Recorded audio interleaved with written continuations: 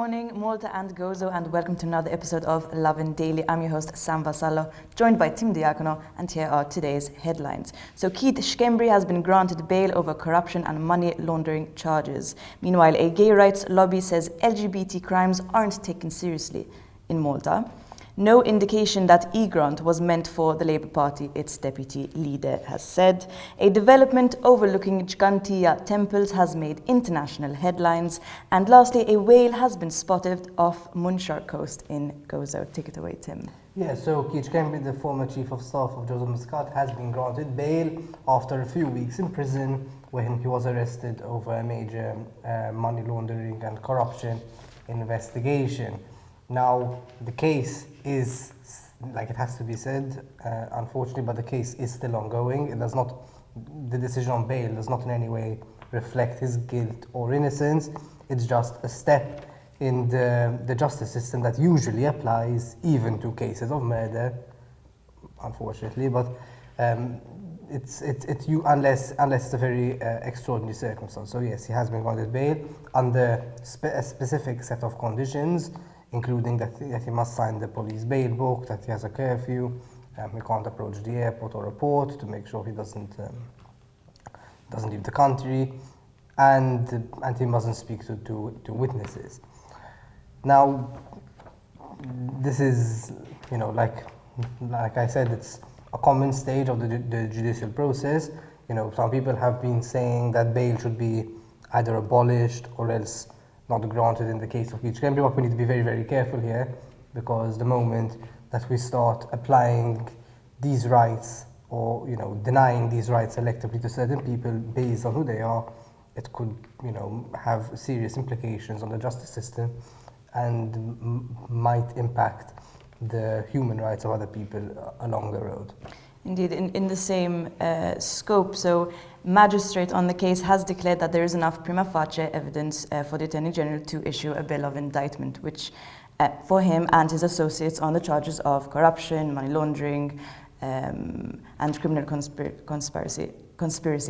So essentially in Malta, the law states that if the magistrate doesn't declare that there's enough prima facie evidence for the charges filed within 30 days, then suspects have to be discharged unconditionally. So they have been. That doesn't mean that the Attorney General will issue a bill of indictment straight away. In fact, when we look at people charged with affiliated to the murder of Daphne Caruana Galizia, Vince Muscat, Alfred De Giorgio and Giorgio Giorgio, the bill of indictment was only issued around 20 months after.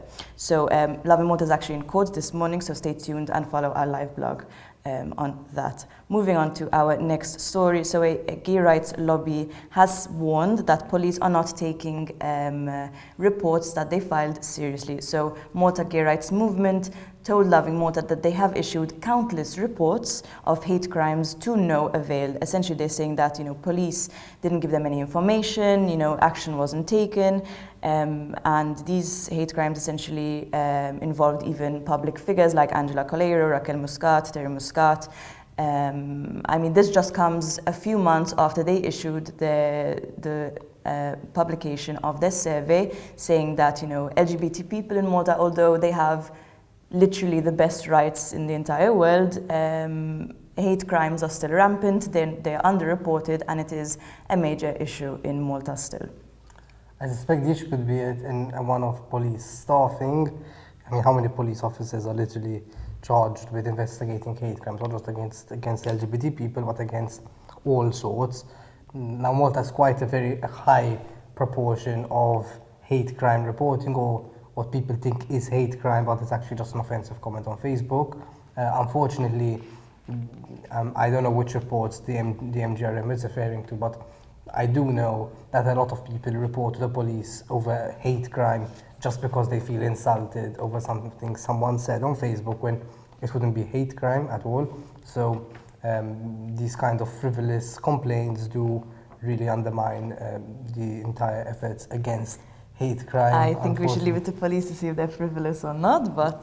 Yeah, absolutely, and the results speak for themselves. Exactly.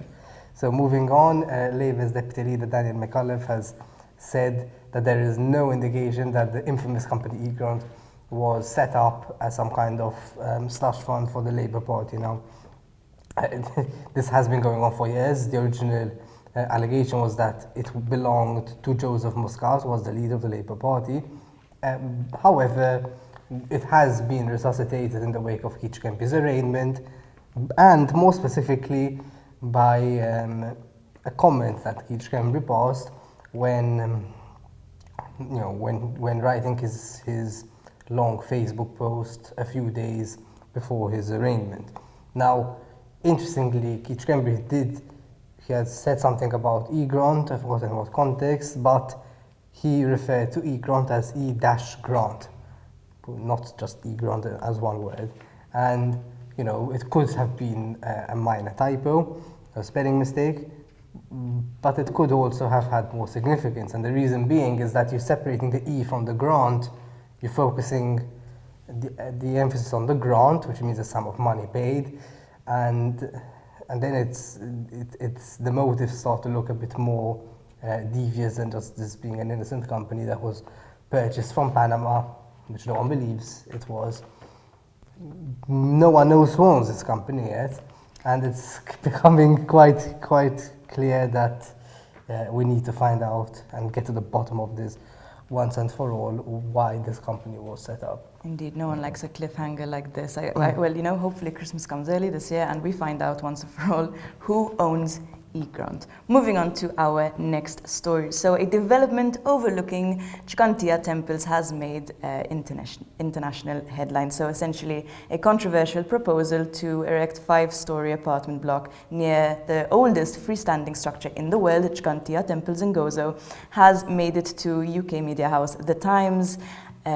Just giving you an idea of how big a deal this actually is. In Malta we talk about new proposals for construction every single day, and I think the fact that this particular proposal has made it to international news is a real stark reminder of how serious the situation is. So Simon Stoddard of Cambridge University spoke to The Times and said, this is a sign of pure greed. These temples are basically the oldest temples in the world currently, and you can never imagine a similar proposal coming up next to, I don't know, the pyramids of Egypt or, the Stonehenge. I think we really need to stand up and, fight for what's left of Malta. Yeah, it's still just a proposal, but the fact that it was proposed in the first place is outrageous in and of itself, because it's literally the oldest freestanding structure in the world.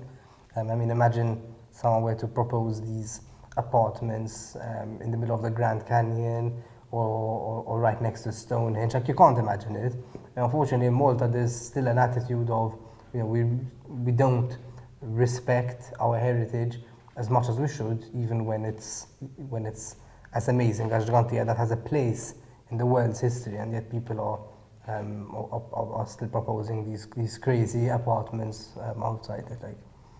Great that the Times UK covered it. Sometimes, a shock like this to the system is what we need to make us realize that what's happening in certain development spheres is not normal at all. And finally, onto our last story. If you were in MUNXAR, Gozo yesterday, you might have spotted quite a huge sight swimming in the sea. A whale was actually spotted swimming and spouting water across the cliffs. Must have been quite a surprise for the person who was just standing there, probably taking a walk, and then you just see this whale literally very, very close to the shore. And it's been quite a while since a whale has been sighted in Malta. We get dolphins often and other creatures, but a whale, we knew that they're around the Mediterranean, obviously, but they very rarely approach Malta's shores. Well, I hope that they stick around. I'd love to see one in real life. That's all from us here on Lovin Daily, and have a day full of lovin'.